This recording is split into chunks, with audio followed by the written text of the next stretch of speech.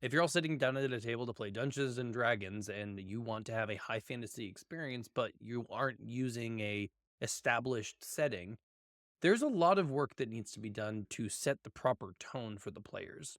But I think there's an equal and debatably bigger weight that falls onto the players of understanding the touchstones for the game they're playing. For many indie RPGs, you find sections in the back that say touchstones. It lists out a bunch of different things from media that they've been inspired by that replicate the tone and the design intent that they have in making the game. I made a game called Battle School. I'm not going to be shy about the fact that I grew up being a huge fan of the Ender's Game series, and Battle School was kind of a redemptive act of me being able to make something that was inspired by something that I love that I haven't spent much time with for a lot of good reasons for a long time. Other than Ender's Game, I was inspired by board games like Dead of Winter, games where we work together to survive and collaborate and our actions affect one another. What are my touchstones? I don't remember what I wrote down. Sometimes there's touchstones that reference the universe and sort of tone you're creating with the genre that you're doing. For me, I was doing sci-fi, so I referenced The Expanse,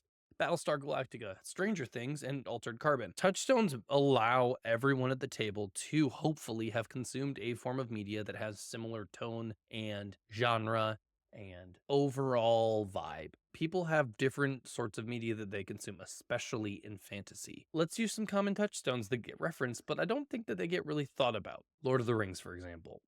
A high fantasy game. No, it's not high fantasy. It's a very soft magic system.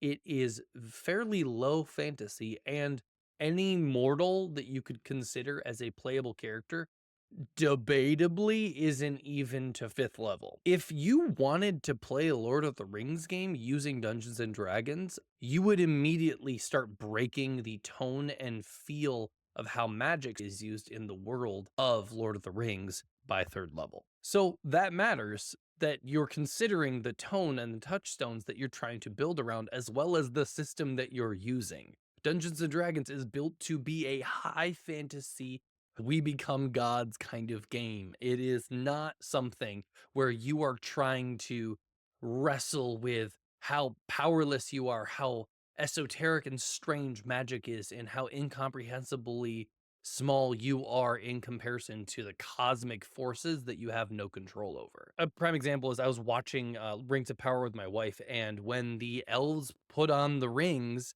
and the trees started to heal and elves can continue to stay in Middle Earth, my wife was like, "Oh, so magic doesn't mean anything." And it immediately brought up a frustration a lot of people have with soft magic systems. And a game often does not align well with soft magic systems. Soft and hard magic systems have their place, but if we are not talking about the same kind of system, if you think of magic as this esoteric, unknowable force that could solve any problem, but we have no ability to wield it, and then the other person is coming from magic from a purely scientific, precise, wieldable Swiss Army knife of magic, we are telling different stories. And if we are not clear about these conversations early on in the game, we are playing fundamentally different games. And that's where a lot of these disagreements come up. What I'm getting at is the dissonance of tone. Your players want to feel powerful. Or if they don't feel powerful and they start to realize how powerful they are getting, and then they realize the thing that Strahd is threatening is the fact that Strahd is in control and is infinitely more powerful than them, they go, "Bet, I'm coming for you and I'm coming for everything you have." You've definitely experienced a version of this where the setting, the tone, and the system are in conflict. And I would encourage you to start to look at that when you're working on your games and working on your campaigns and working on your character for a table you're sitting down at and looking at the touchstones that the DM is inspired by when they're trying to play this game or the other players are interested in during session 0. If you're sitting down and you're saying, "We want to play the Lord of the Rings low fantasy soft magic system," you all need to know what that means because that's going to define your experience.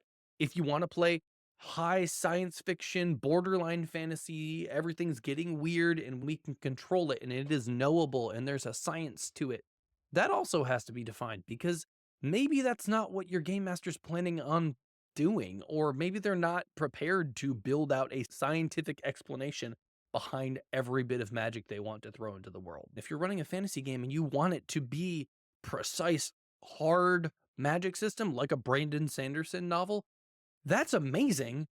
More power to you. That stresses me out. That's a lot of work. I'm not that smart.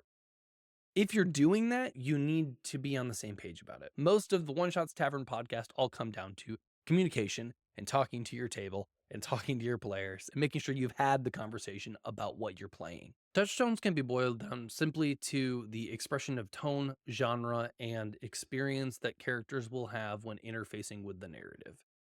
If your touchstone only has some of that, that's okay. That's why you should package it alongside other touchstones to explain what you're trying to get at. When I throw Stranger Things in my very Ender's Game inspired book, I'm really talking about the tone of these kids being together and having fun. It actually isn't in Ender's Game. Ender's Game is very lonely and it is about Ender being alone. The teachers want him to feel that. He can never realize that he has friends, but I don't get the teamwork and camaraderie that I want when it comes to building a game that is for people to play together.